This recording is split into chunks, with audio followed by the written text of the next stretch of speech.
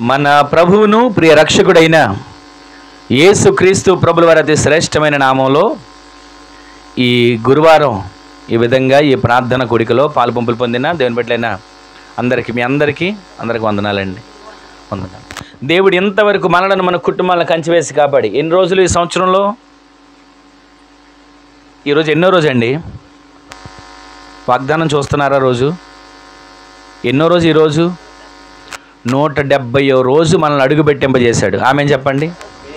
170 రోజులు పాటు జనవరి 1వ తారీఖు ప్రతిరోజు మనము మన రోజులు ఎన్ని రోజులు, ఈరోజు ఎన్నో రోజులు అడుగుపెట్టాను మనం లెక్క పెట్టుకోవాలండి. యాకోబు ఒక మాట అంటాడు కదా, నేను బ్రతికినవి, నేను జీవించినవి, కొన్నేమో నేను గడిచిన సంవత్సరాలు, కొన్ని నేనేమో ఇలా జీవించిన సంవత్సరాలని చెప్తాడు. ప్రతిరోజు ఈరోజు మనం బ్రతుకున్నామంటే అది ఆయన కృప, ఆయన స్తుతించగలుగుతున్నామంటే అది ఆయన కృప, మొర్ర పెట్టగలుగుతున్నామంటే అది ఆయన కృప. ఈరోజు ఈ విధంగా కూర్చొని ఆయన మాటలు వినగలుగుతున్నామా? అది కూడా కృపే. ఆమె చెప్పండి. ఎందుకని? ఆయన మాటలు వినలేని అవకాశం దొరకని వారు కూడా ఉంటారు. ఇంకొక మాట చెప్పనా, ఈరోజు ఇంకా మనం చాలా వరకు ఇప్పుడున్న జరుగుతున్న పరిస్థితుల రోజున బట్టి మనం చాలా ధన్యులమే.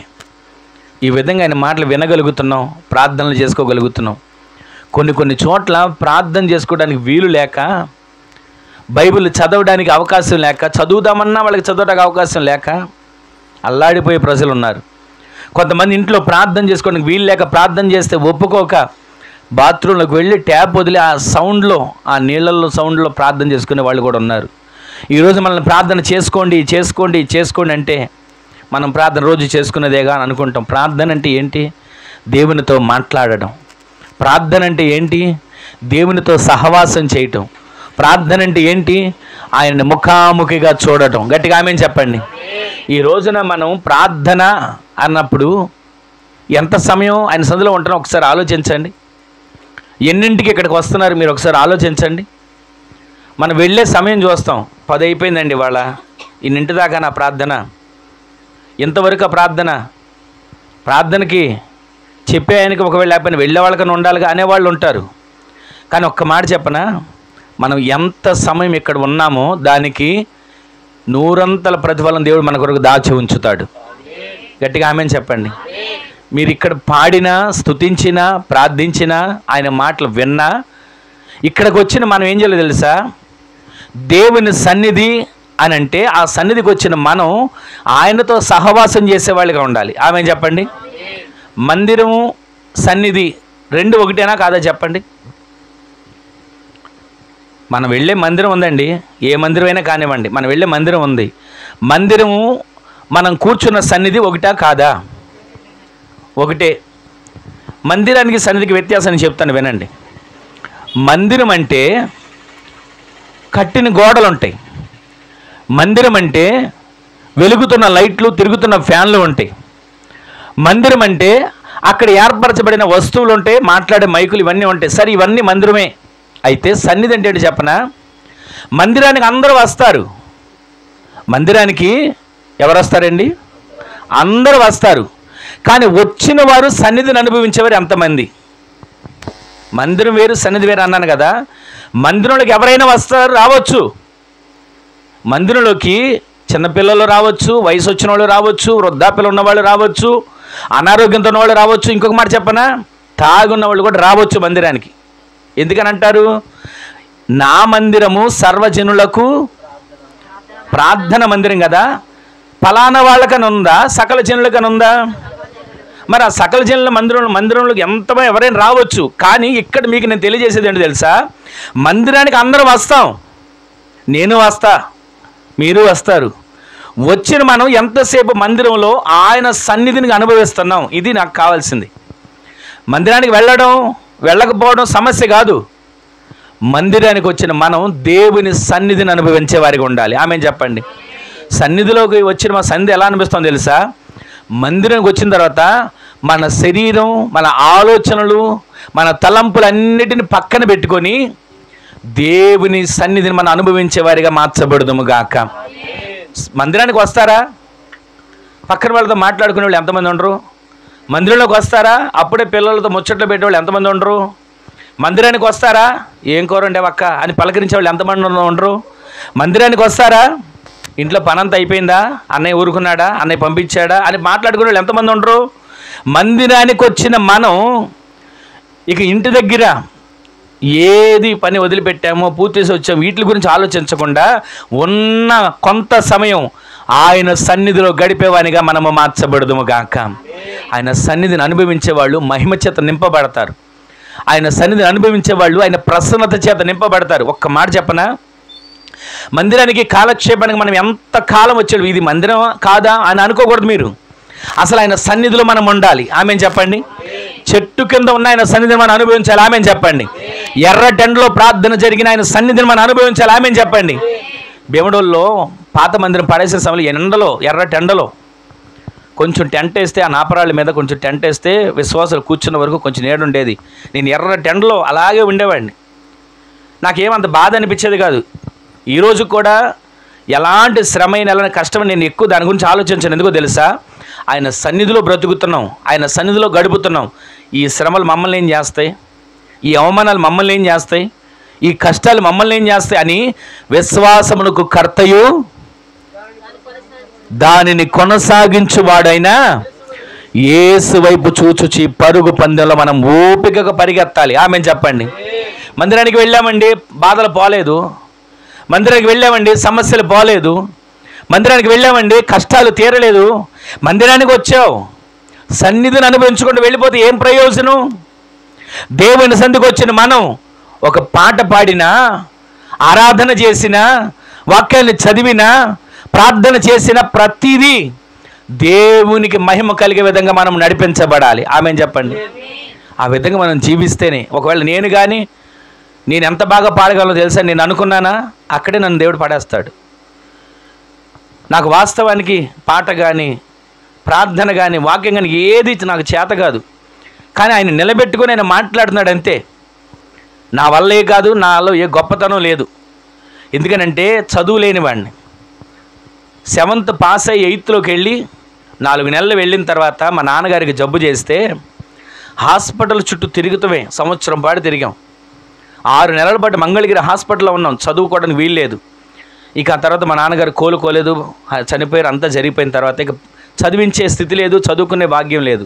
కష్టపడ్డమే, ఐసులు అమ్మటం, టాపీ పనికి వెళ్ళడం, రకరకాల పనులు, ఎన్ని పనులు చేసినా, ఎంత కష్టపడిన అప్పులు మా నాన్నగారు జబ్బుల కోసం చేసిన అప్పులు వెంటాడుతూనే ఉండే.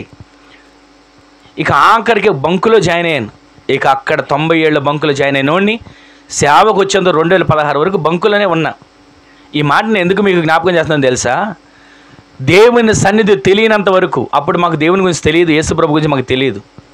ఆయన సన్నిధి తెలియనంత వరకు, అసలు ఆయన దేవుడిగా ఉన్నాడని మాకు తెలియనంత వరకు ఎన్నో పూజలు చేసిన, వ్రతాలు చేసిన, పునస్కారాలు చేసిన, తీర్థయాత్రలకు వెళ్ళినా ఎక్కడ మాకు మేలు కలగల. అప్పులు పాలైపోయి నాన్నగారు చనిపోయి ఇల్లు వాకిలి 15 సెంట్ల ఇల్లు, 15 సెంట్ల స్థలంలో 2 ఇళ్ళు అమ్ముకొని బయటకు వచ్చేసి అద్దింట్లో ఉన్నాం. ఆ తర్వాత ప్రభు నమ్ముకున్న తర్వాత నుంచి సన్నిధిలోకి వెళ్ళిన తర్వాత, మందిరంలోకి వెళ్ళి సన్నిధిని అనుభవించిన తర్వాత దీవించబడ్డం దేవుడు మాకు నేర్పించాడు. సన్నిధిలోకి వెళ్ళి ఏదో నామకార్థంగా వెళ్ళి వచ్చేవాళ్ళం కాదు. ఆదివారం పూట నేను చేసే డ్యూటీలో ప్రతి వారం నాకు పోరాటమే, ఖాళీ దొరకనిచ్చేవాళ్ళు కాదు. ఆదివారం అంటే చాలు, ఎవరో ఒకళ్ళు శనివారం డ్యూటీ చేసుకుని 24 గంటలు డ్యూటీ చేసుకొని ఆదివారం దిగుదాంలే అని అనుకుంటే చాలు, ఆ పూటే కుర్రోళ్ళందరూ మానేసి నన్ను డ్యూటీ దిగనిచ్చేవాళ్ళు కాదు. అయినా కానీ 11:12 అయ్యగారు వాక్యం 12 చెప్తారని చెప్పి 11:12 డ్యూటీ నుంచి భోజనానికి ఇంటికి వెళ్ళిపోయి వెంటనే త్వరగా స్నానం చేసి ఖచ్చితంగా వాక్యం 12 మొదలయ్యేది.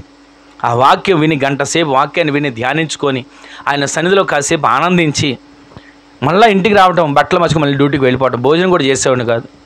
ఈరోజు దేవుని సన్నిధి అంటే మాకేంట్లేండి, మాకు పని ఉంది. దేవుని సన్నిధి అంటే మాకేంట్లేండి, మాకు ఉద్యోగం ఉంది. దేవుని సన్నిధి అంటే మాకేంట్లేండి, మాకు ఆరోగ్యం ఉంది.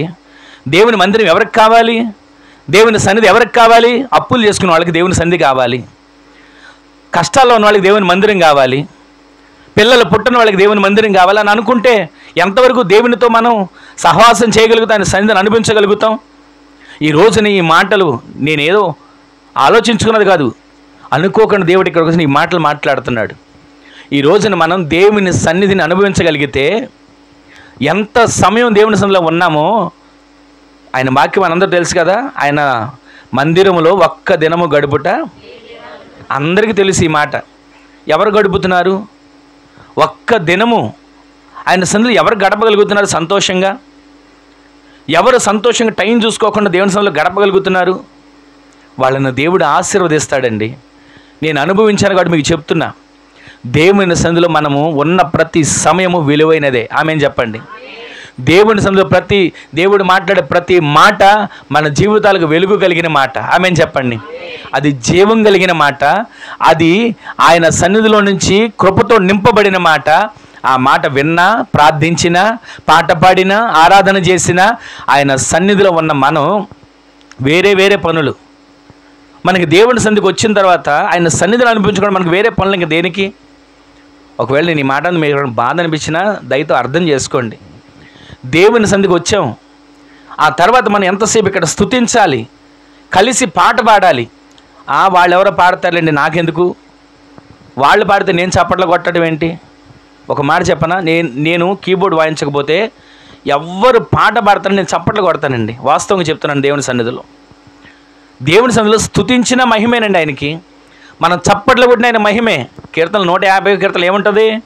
గంభీర తాళములతో, స్వరమండలముతో, మ్రోగు సితారాతో, మీ చేతులతో ఆయన చప్పట్లు కొడుతూ దేవుని స్తుతించండి ఉంది కదా. ఆయన సన్నిధిలోకి వచ్చి మనం ఎంత స్తుతించగలుగుతున్నాం?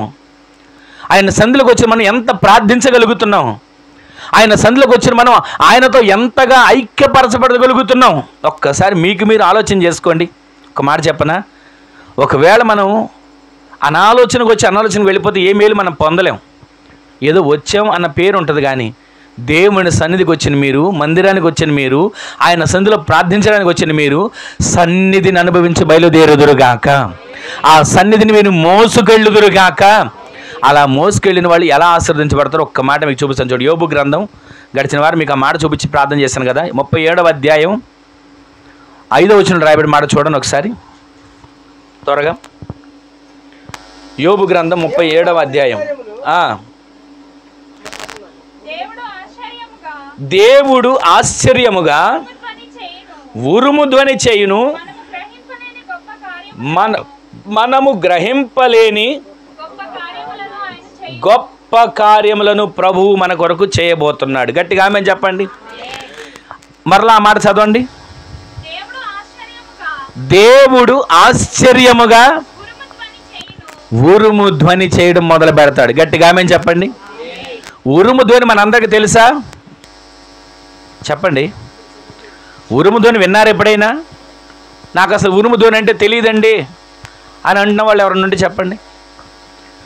ఉరుము ధ్వని మనం వర్షం వచ్చే ముందో, వర్షం పడిన తర్వాత ఉరుము ధ్వని మనం వింటుంటాం. అయితే ఇక్కడ మీరు వినే ఉరుము ధ్వని ఏంటో తెలుసా? దేవుడే ఆశ్చర్యముగా ఉరుము ధ్వని చేస్తాడు. ఏ ధ్వని చేస్తాడంట దేవుడు? ఉరుము ధ్వని. ఎలా చేస్తాడు? ఆయన సన్నిధికి వచ్చారు కదా మీరు. సన్నిధికి వచ్చిన మీరు ఏ సమస్యతో వచ్చారో ఇక్కడ ఉన్న వ్యక్తికి తెలియదు, నాకు తెలియదు. ఆయన సన్నిధికి వచ్చిన మీరు ఏ బలహీనతతో వచ్చారో నాకు తెలియదు. ఆయన సన్నిధికి వచ్చిన మీరు ఏ బాధతో వచ్చారో, గుండె నిండా ఏ వేదనతో వచ్చారో, కడుపు నిండా ఏ దుఃఖంతో వచ్చారో నాకు తెలియకపోవచ్చు. కానీ సన్నిధిలోకి వచ్చి మీరు ప్రార్థించుకుంటారు చూసారా? దావీదు కుమారుడా నన్ను కరుణించు అని సమస్యను దేవునితో చెబుతారు చూసారా? మీరు సమస్యను దేవునితో చెబుతూ ఉండగానే ప్రభువు మాట్లాడడం ప్రారంభిస్తాడు. గట్టిగా ఆమేన్ చెప్పండి. ఇక్కడ నిలబడిన సేవకునితో ప్రభు మాట్లాడడం ప్రారంభించి ఆశ్చర్యముగా ఉరుము ధ్వని దేవుడు చేయబోతున్నాడు. ఆమేన్ చెప్పండి. ఆయన ఉరుము ధ్వని చేశాడా? నీ సమస్యలు నీలోంచి దూరం అవబోతున్నాయి. ఆమేన్ చెప్పండి. ఆయన ఉరుము ధ్వని చేశాడా? నీ కన్నీళ్లు దూరం అవబోతున్నాయి. ఆమేన్ చెప్పండి. ఆయన ఉరుము ధ్వని చేశాడా? ఎంత దుఃఖంతో ఇక్కడికి వచ్చావో నీ దుఃఖము నిట్టూర్పు తొలగిపోయి నీ నోటి నిండా ఆనందాన్ని ప్రభు దయచేయునుగాక. విశ్వసించండి. ఆయన సన్నిధికి వచ్చిన మీరు ఎక్కడే కాదు ఎక్కడైనా సరే ఈ మాట మీరు మనసులో పెట్టుకోండి.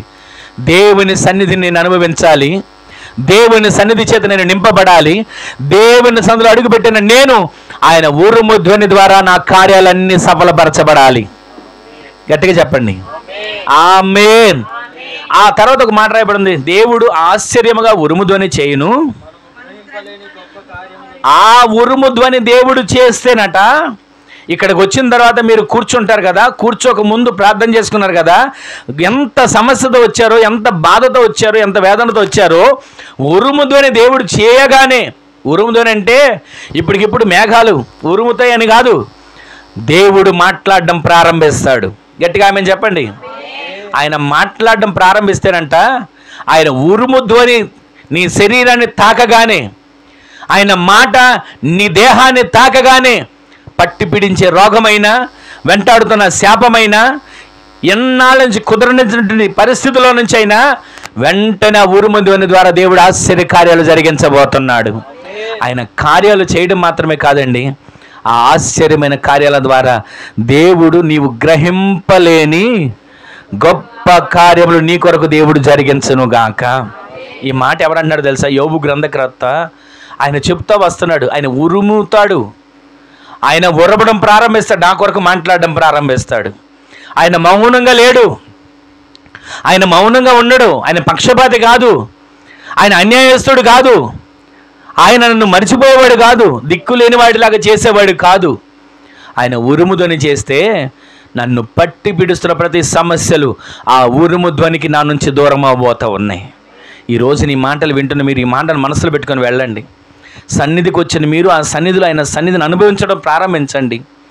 సన్నిధికి వచ్చిన మీరు దేవునితో మాట్లాడకుండా, సన్నిధికి వచ్చిన మీరు దేవుని సన్నిధిని అనుభవించకుండా, ఏదేదో ఇక్కడ దేహం ఉంటుంది, ఆలోచనలు ఎక్కడో ఉంటాయి, శరీరం ఎక్కడ ఉంటుంది, మనసు అమెరికా చుట్టూ తిరిగి వస్తూ ఉంటుంది. అలా మనం ఉన్నంతకాలం ఏ మేలు పొందలేం. దేవుడి దినాన్ని మాట్లాడుతున్నాడు, ఆయన నీ కోసం ఉరుము ధ్వని చేస్తాడు, నీతో మాట్లాడతాడు. ఆయన మాట్లాడగానే, ఉరుము ధ్వని నిన్ను తాకగానే ప్రతి సమస్యలన్నీ పరిష్కరించబడును గాక. గొప్ప కార్యములు నీ కొరకు ప్రభు జరిగించును గాక. అలా జరిగించే దేవుడు ఎలా జరిగిస్తాడు, ఏమేం చేస్తాడో అదే యోబు గ్రంథంలో కొంచెం వెనక్కి రండి. 9వ అధ్యాయం 5వ వచనం చూడండి. 9:5 త్వరగా చూడండి ఆ మాట. వాటికి తెలియకుండా పర్వతములను తీసివేస్తాడు. గట్టిగా ఆమె చెప్పండి. మరొక మాట చదవండి అక్కడది.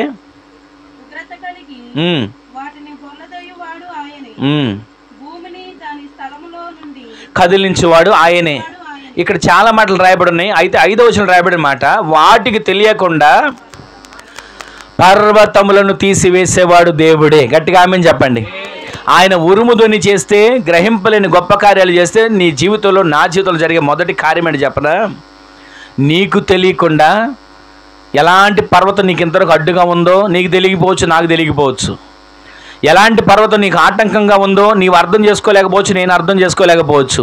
ఆయన సన్నిధిలోకి వచ్చిన నీవు, ప్రార్థించిన నీవు, వాక్యాన్ని వింటున్న నీవు, ఆయన స్వరాన్ని గుర్తుపట్టగలిగితే, ఆయన ముఖాన్ని చూడగలిగితే, ఆయనతో నీవు మాట్లాడగలిగితే, ఉరుము ధ్వని చేయడం ప్రారంభించిన దేవుడు గొప్ప కార్యాలు, గ్రహింపలేని గొప్ప కార్యాలు చేసే దాంట్లో మొదటి కార్యం ఏంటంటే, నీకు తెలియకుండా నీకు అడ్డుగా ఉన్న పర్వతములన్నిటిని దేవుడు తొలగించబోతున్నాడు. నమ్మిన వాళ్ళు ఆమె చెప్పండి. ఈ రోజున ఈ మాట మీద మీరు చేయి పెట్టుకొని ప్రార్థన చేసుకోండి. ఆ మాట తీసుకుంటే చేయి పెట్టి ఆమెనని చెప్పుకోండి. మీరు ఈ రోజు నుంచి మీకు ఏ పర్వతం అడ్డున్నా, ఏ సమస్య అయినా పర్వతం అడ్డున్నా, ఏమండి పర్వతాలు ఎక్కడికి ఎందుకు ఉంటాయండి? కొండలున్న ప్రాంతాలు ఉంటాయి. పర్వతాలు మా ఊళ్ళో ఎందుకు ఉన్నాయండి? ఫలానా గౌరీపట్నం వెళ్తే ఒక పర్వతం ఉంది, ఇటు గుణదలు వెళ్తే ఒక పర్వతం ఉంది, విజయవాడ వెళ్తే ఒక పర్వతం, రకరకాల పర్వతాలు ఉన్నాయి. మాకు పర్వతాలు లేవు కదండి మా ఊళ్ళో, అసలు మా పట్టణంలో, మా గ్రామంలో పర్వతాలు లేవు కదని అనుకుంటున్నాం. ప్రతిరోజు ఆటంకం అనే పర్వతం ఎదురుగా రావట్లేదా? ప్రతిరోజు ఇంట్లో సమాధానం పోగొట్టే పర్వతం ప్రతిరోజు అసమాధానం ఎదురుగా వచ్చి నిలబడట్లేదా? ఎంత మందులు మింగి ఆరోగ్యం తెచ్చుకుందాం అనుకున్నా, ఎన్ని డబ్బులు ఖర్చు చేసుకుంటున్నా అనారోగ్యం అనే పర్వతం ఎదురుగా ఉండట్లేదా? ఈ రోజున ప్రభువు మాట్లాడుతున్నాడు, ఎలాంటి పర్వతం నీకు ఎదురుగా ఉన్నా, ఎలాంటి పర్వతం నీకు ఆటంకంగా ఉన్నా, ఎలాంటి పర్వతం నీకు అడ్డుగా నిలుస్తున్నా, ఒక క్షణం అందరి మాటలు వినండి. దేవుని సన్నిధిలో నీవు విశ్వసించగలిగితే, దేవుని సన్నిధిలో నీవు ఆ మాట మీద విశ్వాసంతో అడుగులు ముందుకు వేయగలిగితే, నీకు అడ్డుగా ఉన్న పర్వతాలను దేవుడు తీసివేస్తాడు. గట్టిగా ఆమేన్ చెప్పండి. ఆయన పర్వతాలు ఏమండి నాకు తీసివేయడా, నాకు తీసేస్తాడా? ఈ మాట వింటాను కదా, నాకు కూడా తీసేస్తాడా? నాకు ఇక సమస్యలు ఉండవా, నాకు ఇంకా ఆటంకాలు ఉండవా, నాకు ఇంకా అడ్డుబండలు ఉండవా అని అనుకుంటుంటాం. కానీ ఒక మాట చెప్పనా, ఆయన సన్నిధిలో ఎవరు ఆయన మాటను వింటారో, ఆయన సన్నిధిలో ఎవరు ఆయన ఆశ్రయిస్తారో, ఆయన సన్నిధిలో ఎవరు ఆయనతో ముఖాముఖిగా మాట్లాడతారో వారి జీవితాల్లో గొప్ప కార్యాలు దేవుడు చేస్తాడు. చేసే ఆ కార్యంలో పర్వతాలన్నిటిని దేవుడు తొలగించబోతున్నాడు. ఆమేన్ చెప్పండి. ఈ రోజున పర్వతాలు తొలగించబడాలి అందరికీ ఆశ ఉంటుంది. కానీ పర్వతాలు అలాగే ఉంటున్నాయి. ఎటు చూసిన ఇంట్లో భర్త ఒక పర్వతంలాగా ఉంటాడు, ఏ పనికి ముందుకు వెళ్ళనివ్వడు. భార్య ఒక పర్వతంలాగా ఉంటుంది, ఎక్కడ చూసినా సరే ఇంట్లో ఏదో రకమైన ఆటంకాలు. కొన్ని ఇంట్లో పిల్లలు ఒక పర్వతంలాగా ఉంటారు, కొన్ని ఇంట్లో అప్పులు ఒక పర్వతంలాగా ఉంటాయి, కొన్ని ఇంట్లో కష్టపడుతున్న నిలబడదు పైకం, అదొక పర్వతం. ఈ రోజున ఏ పర్వతం ఎంతవరకు అడ్డుగా ఉందో, కష్టపడుతున్నామండి నెమ్మది లేదు, కష్టపడుతున్నామండి సుఖం లేదు, కష్టపడుతున్నామండి ఏమాత్రం మా జీవితాల్లో మేము మేలు చూడట్లేదు అనుకుంటున్నాం కదా, పర్వతాలు అడ్డున్నాయి. ఆ పర్వతాలు తొలగిపోవాలంటే నీవు దేవుని సన్నిధిని అనుభవించాలి, నీవు దేవుని సన్నిధిలో గడపాలి. ఎలాగ ఉంటాయండి ఈ మాటలన్నీ? ఖాళీగా మేము కూర్చుంటున్నామా, ఖాళీగా మేము ఉంటున్నామా, మేము కష్టపడట్లేదా, మేము సంపాదించట్లేదా, మేము పైసా కూడగట్టుకోవట్లేదా, మేము కష్టపడినంత మేము కుటుంబం నెమ్మదిగా ఉండలేమని అనుకుంటుంటారు. కానీ ఆయన ఆరోగ్యం ఇవ్వకుండా నీవు ఎక్కడ కష్టపడగలుగుతావు? ఆయన ఆరోగ్యం ఇవ్వకుండా ఎక్కడ తిరగగలుగుతావు? ఆరోగ్యం ఇవ్వకుండా ఏం చేయగలుగుతావు? ఈ రోజున దేవుడు మనతో మాట్లాడుతున్నాడు, సన్నిధిని మీరు అనుభవించండి, సన్నిధిలో మీరు గడపడం ప్రారంభించండి, సన్నిధిని మోకరించడం మొదలు పెట్టండి. ఒక మాట చెప్పనా, సన్నిధిని నిర్లక్ష్యం చేసి ఏం సంపాదించుకుంటాం? సన్నిధిని దూరం చేసుకొని ఏం పోగు చేసుకుంటాం? కయ్యని ఏమంటాడు తెలుసా, నీ సన్నిధిని నేను ఉండకుండా నన్ను వెలివేసి నేను నా శిక్ష భరింపలేనంత శిక్ష వేసావయ్యా అని అంటాడు. దావీదు ఏమంటాడు తెలుసా, నీ సన్నిధిలో నుంచి నన్ను త్రోసివేయొద్దయ్యా. ఎందుకని కోరుకుంటున్నారు వాళ్ళ సన్నిధి? మందిరంలోంచి తోసేయచ్చు, మందిరంలోకి వెళ్ళినా వెళ్ళకపోయినా పర్వాలేదు, కానీ మందిరం ముఖ్యం కాదు. కానీ ఆయన సన్నిధి మనం అనుభవించాలి. నడివీధిలో మోకరించావా, మందిరంలో మోకరించావా, ఇంట్లో మోకరించావా, చెట్టు కింద మోకరించావా, ఇదేమి దేవుడు చూడ్డు. నీ హృదయం ఎలా ఉంది, దేవుని సన్నిధిగా ఉందా, లేకపోతే ఇక్కడున్న నీవు ఎటెటో ఆలోచనలు తిరిగి వస్తున్నాయా? అందుకే కదా దావీదు అంటాడు, నీవు కూర్చుండుట నాకు తెలుసు, నీవు లేచుట తెలుసు, నీ పడక తెలుసు, నీ నడక తెలుసు, నీ ఆలోచన తెలుసు. ఎందుకని అంటున్నాడు? సన్నిధిని మనం అనుభవించగలిగితే ఆయన మనల్ని పరిశీలిస్తాడు. సన్నిధిలో ఉన్న మనం లోకంలో ఉన్నటువంటి వాటి కోసం పరుగులు తీయం. సన్నిధిలో ఉన్న గడిపాడు యోసేపు, పరిశుద్ధతని కాపాడుకున్నాడు. పాపం చేయడానికి ఎదురుగా అవకాశం ఉంది, కానీ యోసేపు ఏమంటాడు తెలుసా, నా దేవుని సన్నిధిది, ఆయనను చూస్తున్నాడు, నేనే పాపం చేయలేను. ఎందుకు అనగలిగాడు? సన్నిధిని అనుభవించేవాడు ఆ మాట చెప్పగలుగుతాడు. సన్నిధిని అనుభవించేవాడు దేవుడు చూస్తున్నాడనే మాట పలుకుతాడు. ఈ వాక్యాలు మనకు తెలిసినాయి, అందుకే మీకు రెఫరెన్స్లు చూపి ఇట్లా. సన్నిధిని మనం అనుభవించగలిగితే దేవుడు ఉన్నాడు అనే ధైర్యంతో మనం అడుగులు ముందుకు వేయగలుగుతాం. ఒకవేళ సన్నిధిలో ఉన్నప్పుడు మనం వాక్యం మీద శ్రద్ధ లేకుండా, పాటలు పాడుతున్నప్పుడు ఆయన్ని స్తుతించకుండా, కలిసి పాడకుండా, వేరే వేరే వేరే ఆలోచనలతో, వేరే వేరే పనులతో మనం ఉంటున్నామంటే సన్నిధిలో మనం ఉన్నట్టా, సన్నిధిలో లేనట్టా? ఈ రాత్రి దేవుడు మనతో మాట్లాడుతున్న ఒక్క మాట మీరు మనసులో పెట్టుకుని వెళ్ళండి. మనము గ్రహింపలేని గొప్ప కార్యాలు చేస్తాడు. వాగ్దానం బాగానే ఉంది. దేవుడు ఆశ్చర్యముగా ఉరుముధ్వని చేస్తాడు. ఈ వాగ్దానం ఇంకా చాలా బాగుంది. ఇవాళ వాక్యం బాగుందండి, లేదా వాక్యానికి ఇన్ని మార్కులండి, మొన్నటి వాక్యం బాగుందండి, ఈరోజు అంతకు బాగోదని చెప్పుకొని వెళ్ళిపోతున్నాం. ఇది ప్రాముఖ్యమైనది కాదు. నీవు దేవుని సన్నిధికి వచ్చిన తర్వాత, అది చెట్టు కిందైనా సరే దేవుని సన్నిధి, అది ఒకవేళ గుడారమైన దేవుని సన్నిధి, అది తాటాకుల పందిరైన దేవుని సన్నిధి, ఆ సన్నిధిలో నిలిచిన నీవు దేవునితో సహవాసం చేసే వ్యక్తిగా మార్చబడుదువుగాక. అలా నీవు మార్చబడగలిగితే సన్నిధి నీవు అనుభవిస్తావు. ఇక్కడ గడిపి వెళ్ళిన నీ ఒక్క క్షణం సన్నిధి వారం రోజుల పాటు మరలా ఇక్కడ కూడికినంతవరకు సన్నిధి తోడుగా ఉంటుందని గుర్తించగలుగుతున్నారా? మీరు ఒక్క పూట ఇక్కడికి వచ్చి వెళ్ళిపోతున్నాం కదా, లేదా నేను ఒక్క పూట ఇక్కడికి వచ్చి వెళ్ళిపోతున్నాం కదా మీరు అనుకుంటారు. పేరు పేరున మీ కుటుంబం కోసం, కుటుంబాల్లో క్షేమం ఉండాలని, ఆరోగ్యం ఉండాలని, చేతులు దీవించబడాలని సన్నిధిలో ప్రతిరోజు చేసే ప్రార్థన, దానికి దేవుడే సాక్షి. ప్రతిరోజు ప్రతి క్షణం కుటుంబాల కోసం పెట్టే మొర్ర, సన్నిధిలో ఏ కుటుంబం పడిపోయేటట్టుగా ఉండకూడదు. ఒకవేళ మాట మీకు బాధగా అనిపించిన ఈ పూట, ఒకవేళ కోపంగా అనిపించిన, నా మనసులో నా వేదనంతా ఒకటే, సన్నిధిలో నుంచి ఎవరు త్రోసివేయబడకూడదు. సన్నిధిలో ప్రతి ఒక్కరూ స్థిరపరచబడాలి. ఎవరో ప్రార్థన చేసే కార్యాలు జరుగుతున్నాయని మనం చెప్పుకోవడం కాదు. ఇదిగో ఈ కుటుంబంలో ఈ తల్లి ప్రార్థన చేసే కార్యం జరుగుతుందని చెప్పేటట్లుగా మన సాక్ష్యం మార్చబడాలి. ఇదిగో ఈ వ్యక్తి ప్రార్థన చేస్తే అద్భుతాలు జరుగుతాయి అని చెప్పేటట్లుగా మీ కుటుంబాలు మార్చబడాలి. ఆ విధంగా నీవు మార్చబడాలని సన్నిధిని అనుభవించాలి. ఎంతకాలం, ఎన్ని రోజులు మనం చేసే భక్తి, యోబు గ్రంథంలో ఉంటుంది కదా, నీ భక్తి నీకు ధైర్యం పుట్టించదా? ఎందుకని పుట్టించట్లా? భక్తి ధైర్యాన్ని కలుగుచేట్లా భయం. సన్నిధిని అనుభవించాలంటే భయం. ఎంతసేపు మనం ప్రార్థన చేసుకుంటాం ఇంట్లో? ఒక్క క్షణం మీ గుండెల మీద మీరు చేసుకుని ఆలోచించండి. ఎన్ని గంటలు బలిపీఠం కట్టగలుగుతున్నారు? ఎంతసేపు మోకరించి ప్రార్థన చేయగలుగుతుంది? మీ కుటుంబం కోసమే, పోనీ ప్రాంతం కోసమో, గ్రామం కోసమో, సేవకుల కోసమో కాదు, మీ కుటుంబం కోసం మీరు ఎంతసేపు ప్రార్థన చేసుకుంటున్నారు? దివారాత్రులు దేవుని సన్నిధిలో బలిపీఠాలు కట్టాలి, సన్నిధిని అనుభవించాలండి. అలా చేసిన వారి జీవితాల్లో దేవుడు పర్వతాలను మీ వాటి తెలియకుండా తీసివేస్తాడు. సన్నిధి అనుభవించుకోకుండా ఉన్న, ప్రార్థన లేకుండా ఉన్న పర్వతాలు వస్తాయి. జ్ఞాపకం ఉంచుకోండి. దేవుని సన్నిధిని నిర్లక్ష్యం చేసిన, ప్రార్థనను నిర్లక్ష్యం చేసిన అడ్డుగా వచ్చేది ఏంటో తెలుసా? ఆశీర్వాదం కాదు. ఏమొస్తాయి?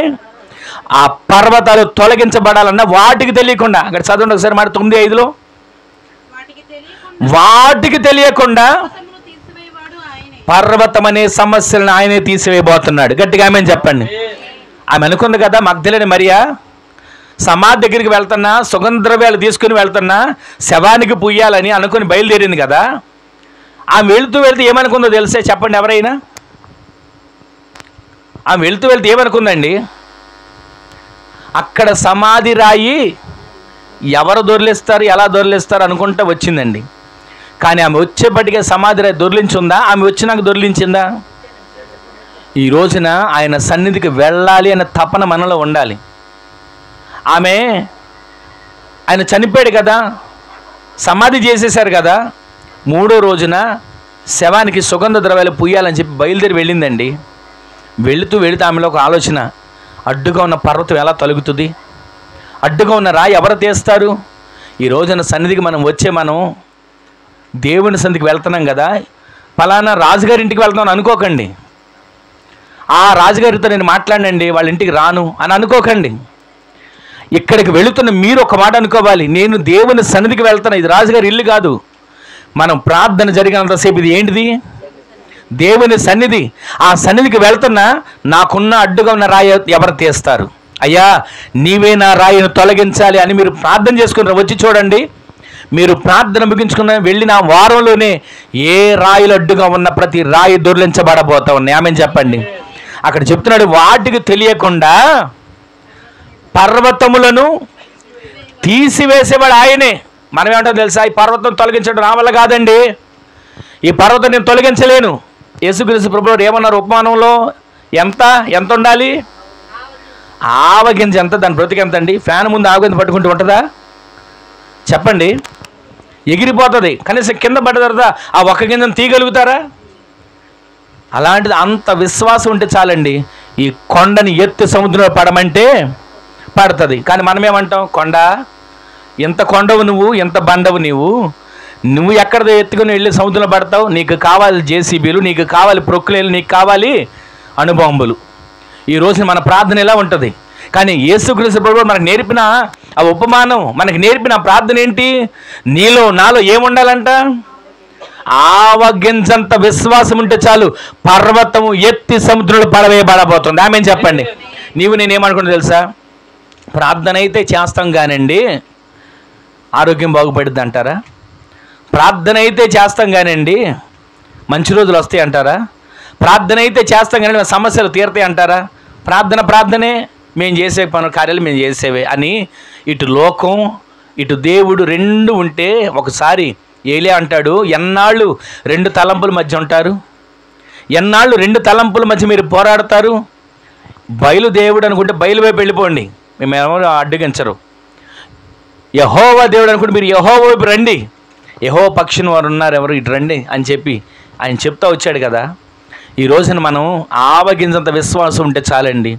ప్రార్థనకి వెళ్తున్నాం కానీ నాకేం కార్యం జరుగుతుందిలే అని అనుకోకూడదు. ఈరోజు నేను ప్రార్థనలో నీ స్పర్శను అనుభవించాలి, నీ స్వరాన్ని వినాలి, నాతో మాట్లాడయ్యా అని వేడుకుని వచ్చేవాళ్ళు ఎంతమంది ఉంటారండి? ఈరోజు వెళ్తున్నాం కదా ప్రార్థనకి, నాతో మాట్లాడయ్యా అని ఎంతమంది ప్రార్థన చేసుకుని వస్తున్నారు చెప్పండి ఒకసారి. ఆయన సన్నిధికి వచ్చేటప్పుడు మీరు వేడుకోవాలి, ప్రార్థన చేసుకోవాలి, నాతో మాట్లాడయ్యా, నా వ్యక్తిగత జీవితంతో మాట్లాడు, నా కుటుంబం కొరకు మాట్లాడు, నా బిడ్డల కొరకు మాట్లాడని మీరు ప్రార్థన చేసుకొని రాగలిగేదే కదా దేవుడు మాట్లాడేది. ఈరోజు నేను అనుకున్నది ఒకటి, ఇక్కడ మాట్లాడుతుంది ఒకటి.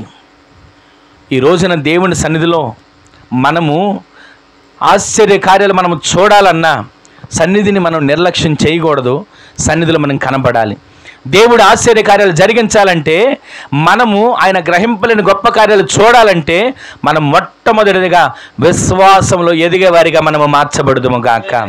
విశ్వాసంలో మనం ఎదిగితేనట పర్వతములు వాటికి తెలియకుండా చెప్పండి అవి తొలగిపోబోతున్నాయి. గట్టిగా ఆమేన్ చెప్పండి. పక్కన చెప్పండి, నీ పర్వతాలు తొలగిపోబోతున్నాయని. మీ సమస్య అనే పర్వతాలు తొలగిపోబోతున్నాయి, మీ అనారోగ్యమైన పర్వతాలు తొలగిపోబోతున్నాయి, మీ ఆర్థిక ఇబ్బందులనే పర్వతాలు తొలగిపోబోతున్నాయి. ఈ రాత్రి ప్రభు ఆ కార్యాన్ని జరిగించును గాక. రెండో మాట మీకు చూపిస్తాను చూడండి. మత్తయి సువార్త 17వ అధ్యాయం 24వ వచనం నుంచి కొన్ని మాటలు చదవండి. త్వరగా చూడండి, కొన్ని నిమిషాలు నేను ముగించేస్తాను. మత్తయి సువార్త 17వ అధ్యాయం 24వ వచనం నుంచి 27వ వచనం వరకు కొన్ని మాటలు ఉంటే చూడండి. వారికి కపెర్నహూమునకు వచ్చినప్పుడు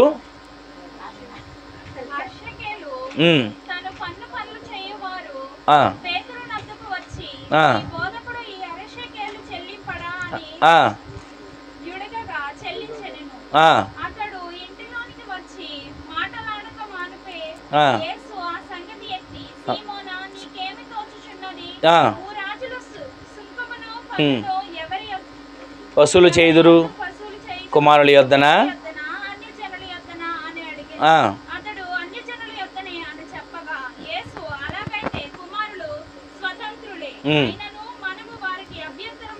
ఇప్పుడు ఈ మాట అందరూ వినండి, చదవండి అమ్మా. ఈ మాట అందరూ వినండి. నీవు సముద్రమునకు పోయి గాలము వేసి మొదట పైకి వచ్చే ఒక చేపను పట్టుకొని దాని నోరు తెరిస్తే షెకెలు దాని నోట్లో దొరుకుతుంది. దాన్ని తీసుకొని వచ్చి 1/2 షెకెలు నీకు 1/2 షెకెలు నాకు పన్ను కట్టి. ఆమేన్ చెప్పండి. ఈ మాట మీకు క్లుప్తంగా నేను జ్ఞాపకం చేస్తాను, కొంచెం తలపైకెత్తి వినండి. ఇక్కడ యేసుక్రీస్తు ప్రభుల వారు తన శిష్యుడైన పేతురు గారు ఇరువురు కపెర్నహూమునకు వచ్చారు. వారు రాగానే అక్కడ ఉన్నటువంటి అధికారులు అంటున్నారు, ఏమయ్యా పేతురు, ఏంటి మీ బోధకుడు నీవు పన్ను కట్టకుండా తిరుగుతారా? ఊరికినే ఊళ్ళో తిరుగుదాం అనుకుంటున్నారా? ఒక రూల్ ఉందో తెలుసా? పన్ను కట్టాలి. ఇప్పుడు మనం ఇల్లు ఉందండి, ఇంటి పన్ను కడతారా కట్టరా? కరెంటు బిల్లు ఉందండి, కరెంటుకి పెట్టుకున్నాం, కరెంటు నెల వచ్చేసరికి కరెంటు బిల్లు కట్టాలా అవసరం లేదా? ఏం మన ఇంట్లోదే కదా కరెంటు, మనం ఎందుకు కట్టాలి? మనదే కదా, మీటర్ మనదే, లైట్లు మనయే, వైర్లు మనయే, అన్నీ మనయే కదా, ఎందుకు కట్టాలి అని అనుకుంటే ఊరుకుంటాడా? పోయి నెల అన్నాడు ఫీజులు లాక్కెళ్ళిపోయారండి అని. ఈ రోజున కరెంటు మనం వాడుకుంటున్నా దానికి పన్ను వాడిన బిల్లు కట్టాలి. స్థలం డబ్బులు పెట్టి కొనుక్కున్నదే, ఇల్లు డబ్బులు పెట్టి కట్టించుకున్నదే, అన్ని డబ్బులు పెట్టి చేయించుకున్నాయే, మరి పన్ను ఎందుకు కట్టాలి పంచాయతీకి అని అడిగితే ఊరుకుంటారా? ప్రతి దానికి ఒక పన్ను ఉంటుంది కదా, పంపుకు ఒక పన్ను అని, కరెంటుకి ఒక పన్ను అని, ఇంటికి ఒక పన్ను అని, ఎన్నో రకాలు ఉంటాయి. కానీ ఇక్కడ ఆ రోజుల్లో మనుషులు ఊళ్ళో తిరగాలంటే పన్ను కట్టాలి. యేసుక్రీస్తు ప్రభుల వారి దగ్గర డబ్బు లేదు, అలా అని చెప్పి ఆయన ఆకాశం వైపు చూస్తే డబ్బు రాకుండా ఉండదు, అలా అని చెప్పి ఆయన ఎవరిని అడిగినా డబ్బు ఇవ్వకుండా ఉండరు. కానీ ఎవరిని అడగల ఆయన. పేతురు గారు ఆ మార్గాన్ని వెళ్తుంటుంటే అక్కడ అధికారులు అడుగుతున్నారు, అయ్యా మీరు పన్ను కట్టరా, మీరు మాకు పన్ను కట్టరా, ఎందుకంటే ఊరిలో తిరుగుతున్నాయి మీరు అంటుంటే వెంటనే పేతురు గారు మాట్లాడాడు వాళ్ళతో, అయ్యా కట్టేస్తాం, మీకు ఇస్తాం బాబు అని చెప్పి యేసుక్రీస్తు ప్రభువుల దగ్గరికి ఈ మాట చెప్దామని వస్తున్నాడు. వచ్చేలోపు యేసే గ్రహించి ఆయన అన్నాడు, ఆయన ఎవరంటే గ్రహింపలేని గొప్ప కార్యాలు చేసే దేవుడు కదా. ఆయన అంటాడు, పేతురు ఇదిగో పన్ను ఎవరు కట్టాలి, కుమారుల అన్యుల అని ఇవన్నీ అడిగి, సరే వాళ్ళకి మన అభ్యంతరం చెప్పకుండా పన్ను కట్టేద్దాం, అయితే ఒక పని చేయి, సముద్రానికి వెళ్ళు అని అనగానే పేతురు గారు ఏమన్నా తెలుసా, అయ్యా ఓకే నాకు అర్థమైపోయింది పని, వెంటనే ఒక పడవ వేసుకుంటా, వెళ్ళి చేపలు పడతా, పడవ నిండా చేపలు తీసుకొచ్చి అమ్మేస్తాను, వాళ్ళకి అర్థమే కాదు, మనం నెల రోజులు తినగలిగిన సమృద్ధి వస్తుంది అని అనాలి. కానీ పేతురు అలా అనలా. ఈలోపు యేసుక్రీస్తు ప్రభువులు చెప్తున్నారు, పేతురు సముద్రానికి వెళ్ళు. వెళ్తానయ్యా, సముద్రంకేగా, పడవ ఇప్పుడు మనకు లేదు, ఒకప్పుడు వదిలేసా, అద్దెకి తెచ్చుకోమంటావా, లేకపోతే ఎవరిదైనా అప్పు అడగమంటావా, లేకపోతే ఎవరైనా సలహా తీసుకొని పడవేసుకుని వెళ్ళి వచ్చిన పంటిన చేపల్లో వాళ్ళకి సగం నాకు సగం తీసుకురమ్మంటావా అని అడగల. వెంటనే అంటున్నాడు, పేతురు సముద్రానికి వెళ్ళి గాలము వేసి చేపను పట్టురా. ఆ చేపను పట్టుకున్న తరువాత దాన్ని నోరు తెరి ఒక షెకెల్ దొరుకుద్ది. అయ్యా బోధలు చేసి చేసి చేసి నీకు ఆలోచన పోయినట్టుంది, మాటలు చెప్పి చెప్పి చెప్పి నీకు మతి స్థిమితం వచ్చినట్టుంది. ఎవడైనా పిల్ల కాలువలో గాలం వేస్తాడు, ఎవడైనా ఒక బోధులో గాలం వేస్తాడు, ఎవడైనా ఒక బురదలో గాలం వేస్తాడు. సముద్రంకి వెళ్ళి గాలం వేయమంటున్నావు ఏంటయ్యా? సముద్రం నాకు తెలియదు అనుకుంటున్నావా? సముద్రంలో రాత్రంతా కష్టపడిన సంగతి నాకు తెలియదు అనుకుంటున్నావా? పడవేసుకుని వెళ్తే వలలు రాసులు రాసులుగా చేపలు తీసుకొచ్చి అమ్ముకున్నటువంటి పరిస్థితి నాకు తెలియదు అనుకుంటున్నావా? సముద్రానికి వెళ్ళి గాలం వేయమంటావేంటయ్యా? వల వేయాలి, ఆ మాత్రం కూడా తెలియదా అని అనాలి. కానీ పేతురు గారు ఒక్క మాట కూడా అనకుండా వెంటనే సముద్రానికి వెళ్ళాడు. ఆమెను చెప్పండి. ఆయన ఆలోచన ఏంటి తెలుసా? నేను ఆరాధించే నా దేవుడు సర్వశక్తి కలిగిన దేవుడు. గట్టిగా ఆమెను చెప్పండి. నేను ఆరాధించే దేవుడు, ఆయన మాట పంపితే చాలు అద్భుతం జరుగుతుంది.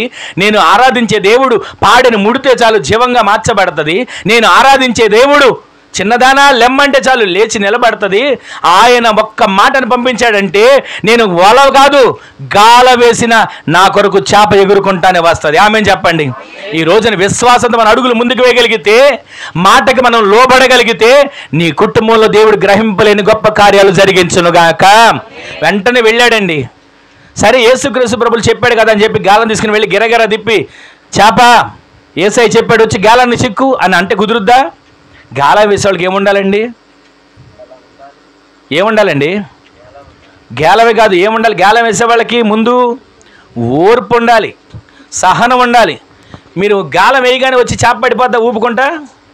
ఎంతసేపు పట్టుకుంటే, నేను ఈ మధ్య మన సెలవులే కదా, పిల్లలు ఎక్కడ నీళ్ళలో చూసిన పిల్లలే గాలాలు వేస్తున్నారు. వాళ్ళని చూసినప్పుడల్లా నాకు ఈ మాట గుర్తొచ్చింది.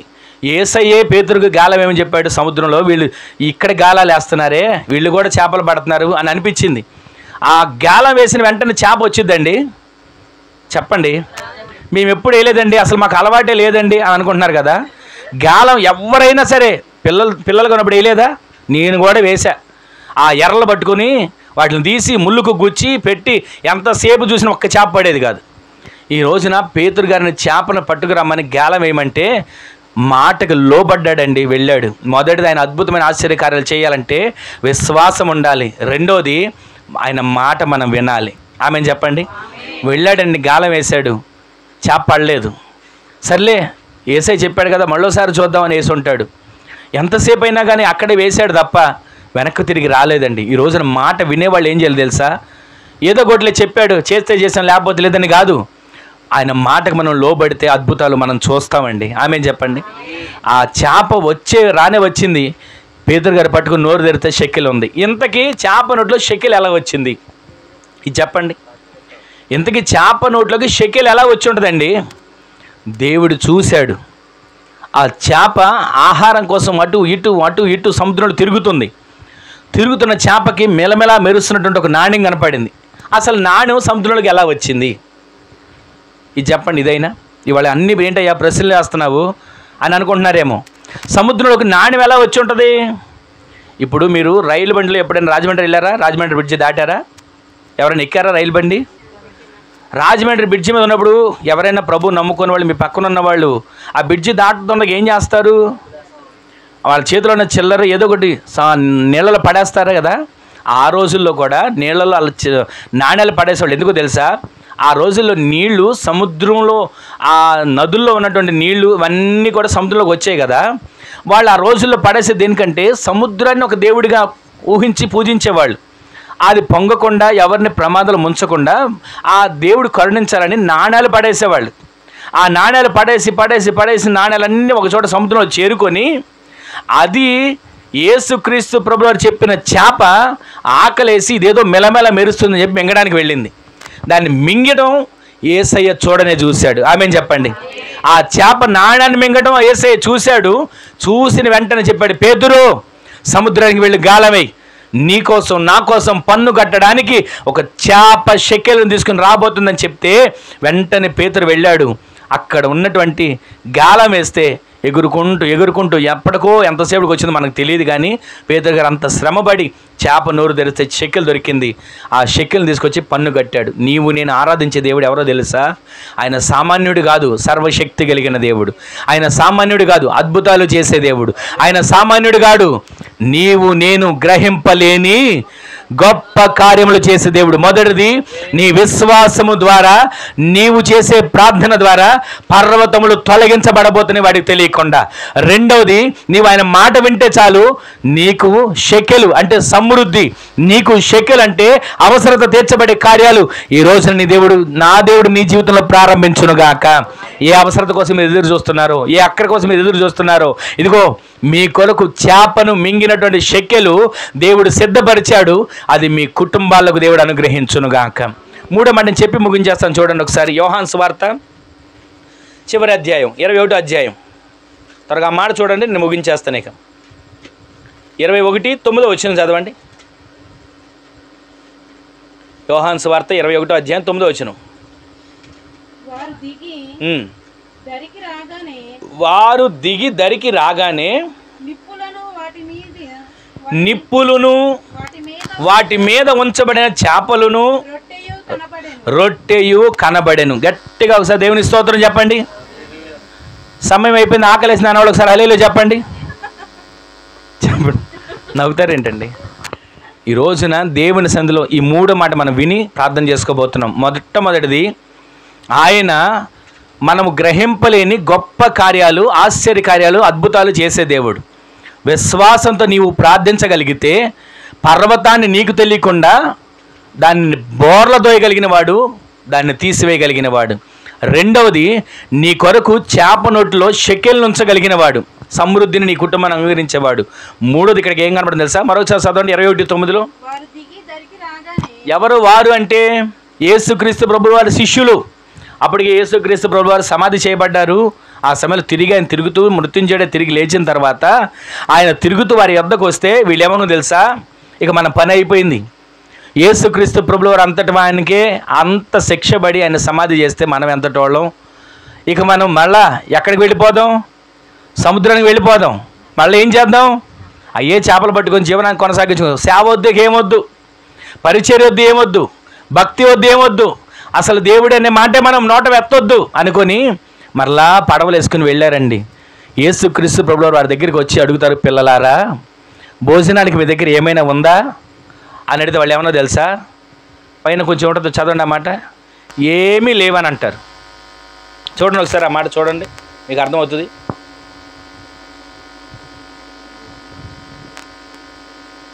ఈ 5వ వచనం చదవండి. పిల్లలారా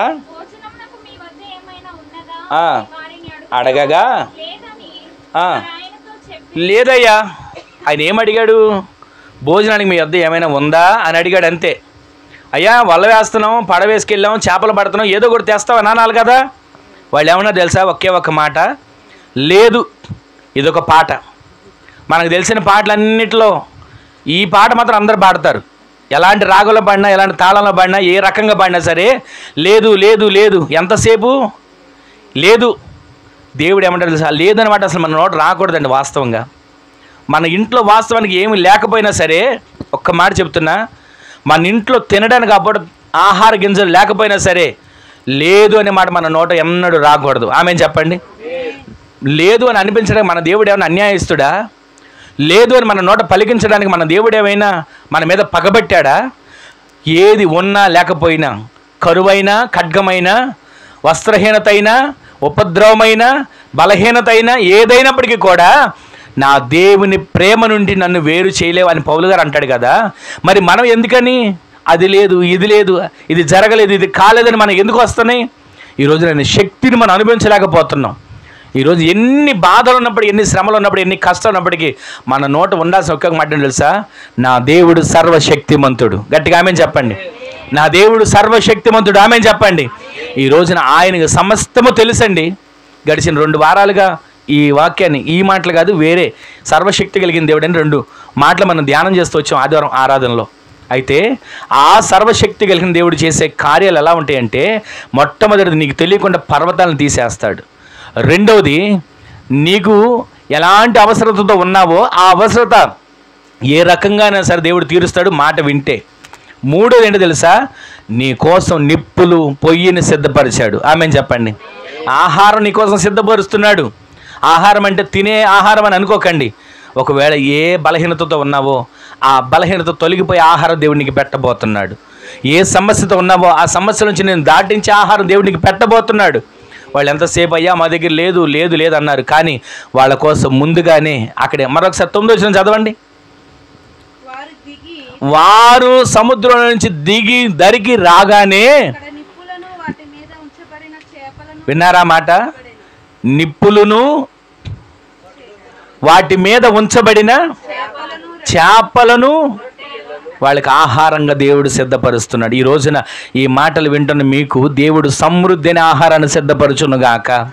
మీరు ఒకవేళ బలహీనతతో వచ్చారో, సమస్యతో వచ్చారో నాకు తెలియకపోవచ్చు, కానీ మన దేవుడు నీవు గ్రహింపలేని గొప్ప కార్యాలు చేసే దేవుడు. ఆశ్చర్యమైన బాహు నీ కొరకు చాపునుగాక, ఉరుము ధ్వని నీ కొరకు ఆయన చేయునుగాక. ఆ ఉరుము ధ్వని చేయగానే పర్వతం నీకు తెలియకుండానే దాని అంతర్గత బోర్ల పడబోతుంది. ఆ ఉరుము ధ్వని చేయగానే ఆ సముద్రంలో ఉన్నటువంటి చేప ఎగురుకుంటూ వచ్చి షెకెలను కుమ్మరించబోతుంది.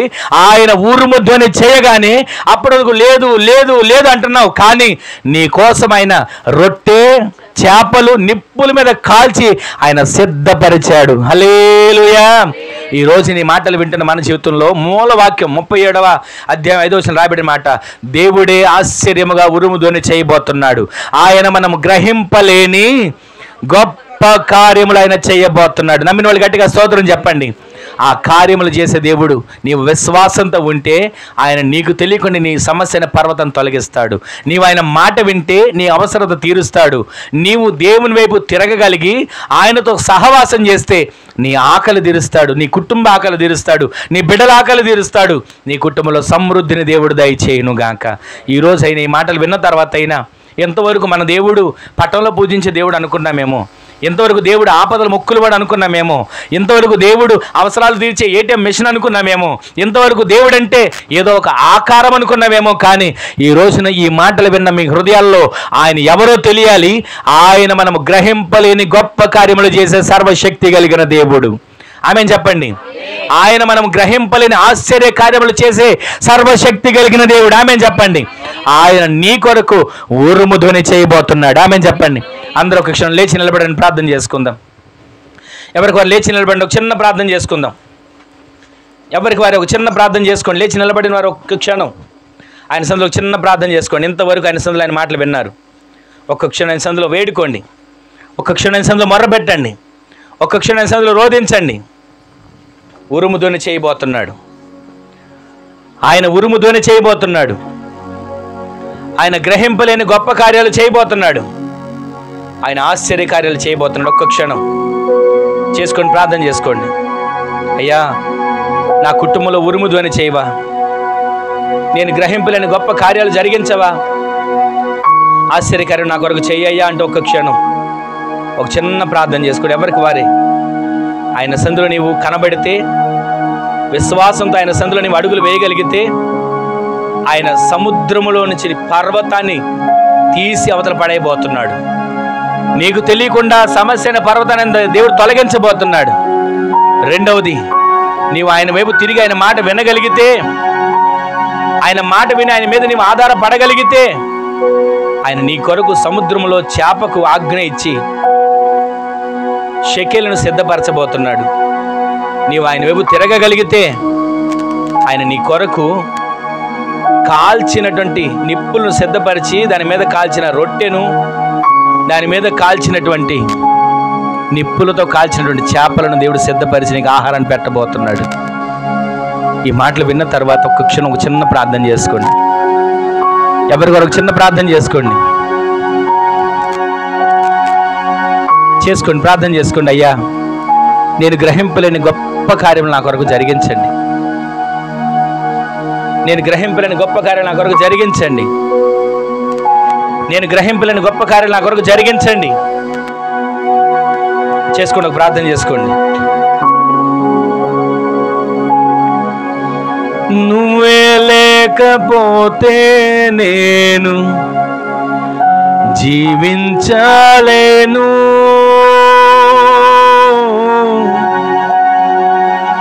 నువ్వే లేకపోతే నేను బ్రతుకలేను. నిన్ను విడిచిన క్షణమే ఒక యుగమై గడిచిన జీవితము.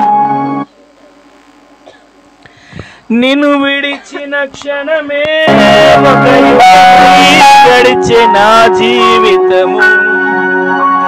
చెదరిన నా బ్రతుకే నిన్ను వెతికే నీ తోడు కోసం.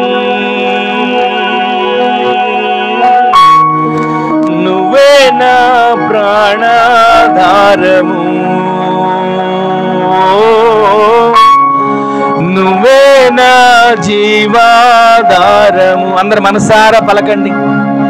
నువ్వే నా ప్రాణాధారము. ఓ నువ్వే నా జీవాధారము.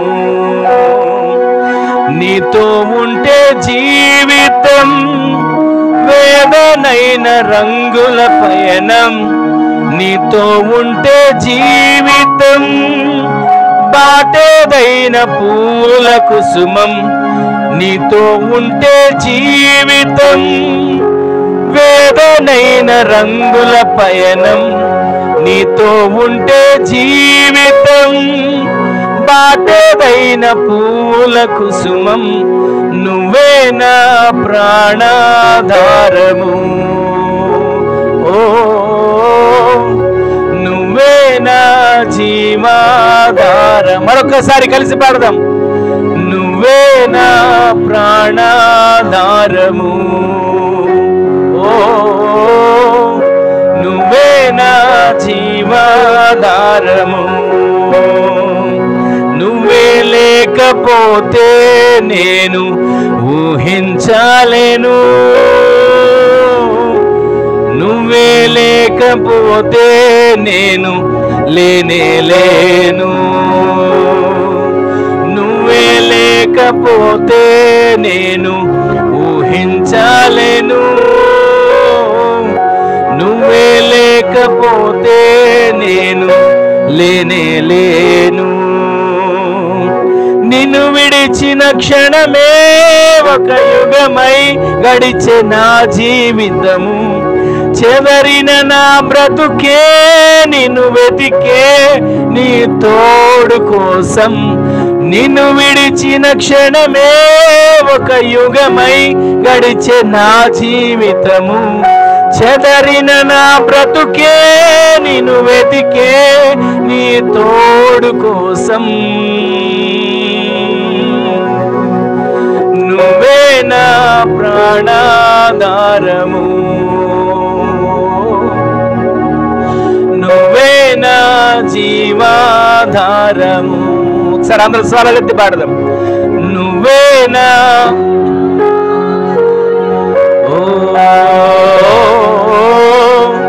నువ్వే నా. నీతో ఉంటే జీవితం వేదనైన రంగుల పయనం. నీతో ఉంటే జీవితం బాటేదైన పూల కుసుమం. నువ్వే నా ప్రాణాధారము.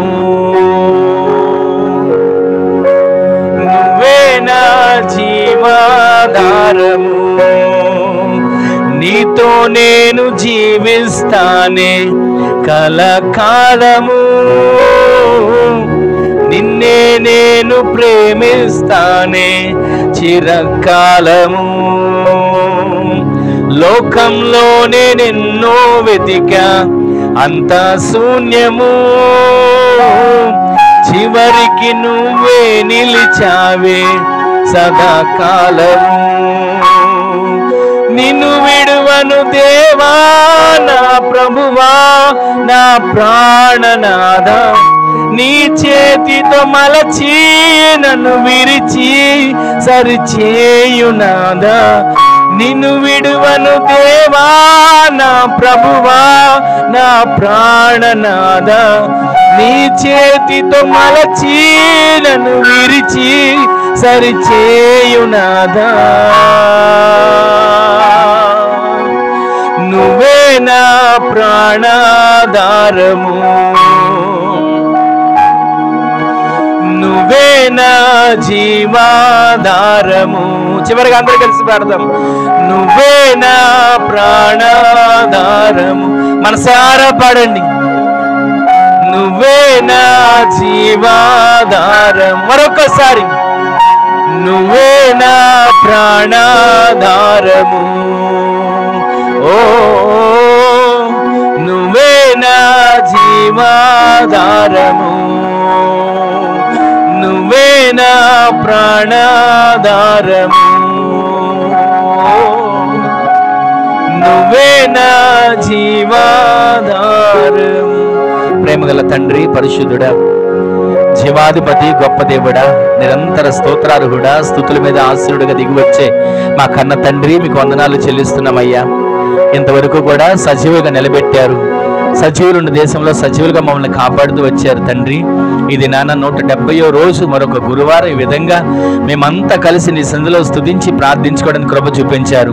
ప్రతి ఆటంకాలు, ప్రతి అవరోధాలు దూరపరచండి. నీ బిడ్డలు నీ సన్నిధిలో బలపరచండి తండ్రి. ఇదిగో నాయన ఈ దినాన మరొక్కసారి మీరు మాట్లాడిన ప్రతి ఒక్క మాటను బట్టి నీకు వందనాలు. దేవుడే ఆశ్చర్యముగా ఉరుముధ్వని చేస్తాడని, మనము గ్రహింపలేని గొప్ప కార్యములు దేవుడు జరిగిస్తాడని సెలవిచ్చారయ్యా. అవునయ్యా, ఇంతవరకు గొప్ప కార్యాలు చూడలేక, నీ సన్నిధిలోని మేలులు పొందుకోలేక ఏదో సన్నిధికి వచ్చి నామకార్థంగా వెళ్ళిపోతున్నామేమో. ఈ రోజు నుంచి నీ సన్నిధిలో నీతో అనుభవిస్తాం, నీతో గడుపుతాం, నీతో సహవాసం చేస్తాం, నీలో అంటు కట్టబడతాం. నీలో ప్రతి దినము కూడా నాయన నమ్మకస్తులుగా మేము జీవించేటట్లుగా కృప దయచేయమని ప్రార్థన చేస్తున్నాం నా తండ్రి. ఇదిగో నాయన మరొక్కసారి తండ్రి, నీ మాటలు విన్న బిడ్డలందరినీ కూడా మీరు పేరు పేరున దీవించమని ప్రార్థన చేస్తున్నాం తండ్రి. వాటికి తెలియకుండా పర్వతాలను బోర్లతో తీసివేస్తానన్నారయ్యా. ఇదిగో నా తండ్రి, విశ్వాసంతో మేము ప్రార్థన చేయగలిగితే ప్రతి పర్వతమైన సమస్యను తొలగించే దేవుడు నాయన. ఇదిగో నీ మాట వింటే మా కొరకు చేపనట్లు శక్తులను సిద్ధపరిచే దేవుడు అని, మా కొరకు ముందుగానే నిప్పుల మీద కాల్చబడిన రొట్టెను చేపను సిద్ధపరచగలిగిన దేవుడు అని, అద్భుతములు, గొప్ప కార్యములు, మహాశ్చర్య కార్యములు చేసే దేవుడిగా మీరు మా కొరకు ప్రత్యక్షపరుచుకున్నందుకై మీకు కృతజ్ఞతలు తెలియజేస్తూ ఇది నాన్న అడుగుపెట్టిన ప్రతి ఒక్క బిడ్డలను పేరు పేరున దీవించండి. సహకరించిన బిడ్డలను, కుటుంబాలను, అలాగే నేను కుర్చీలు ఇచ్చిన వారిని, తీసుకొచ్చిన వారిని తండ్రి ఈ విధంగా ఆరాధన జరగడానికి అయ్యా ఇదిగో అవకాశం కలుగజేసిన ఇంటిని, బిడ్డలను, కుటుంబాన్ని, అలాగే ఆరాధనలో పాల్పంపులు పొంది వెళుతున్న ప్రతి ఒక్క బిడ్డలను పేరు పేరున దీవించి నీ రాకడ కొరకు సిద్ధపరచండి. ఘనత, మహిమ, ప్రభావం మీకు ఆరోపిస్తూ అటు ఘనమైన కాలం మీరు చేసినందుకు కృతజ్ఞతలు తెలియజేస్తున్నా. నజరేయుడైన యేసు క్రీస్తు పరిశుద్ధమైన శక్తి గల నామంలో స్తుతించి ప్రార్థించి అడిగి వేడుకొని పొందుకొని ఉన్నాము పరమ తండ్రి. ఆమేన్, ఆమేన్, ఆమేన్. మన తండ్రి అయిన దేవుని యొక్క ప్రేమ, కుమారుడును ప్రభువైన యేసు క్రీస్తు వారి యొక్క కృప, మహాకనికరం, పరిశుద్ధాత్మ దేవుని యొక్క అన్యోన్య సహవాసమైన సన్నిధి ఇప్పుడును ఎల్లప్పుడును మనకును, మనవలే ప్రార్థించే సకల పరిశుద్ధులకు దినాన సన్నిధిలో పాల్పంపులు పొందిన ప్రతి ఒక్క బిడ్డలకును, సహకరించిన ప్రతి వానికిని కృపా సమాధానములు సమృద్ధిగా తోడయుండి నడిపించునుగాక. ఆమేన్. హల్లెలూయా, హల్లెలూయా, హల్లెలూయా. అందరికీ వందనాలండి. ప్రభు మిమ్ములను, మీ కుటుంబములను ఆశీర్వదించునుగాక. ఆమేన్.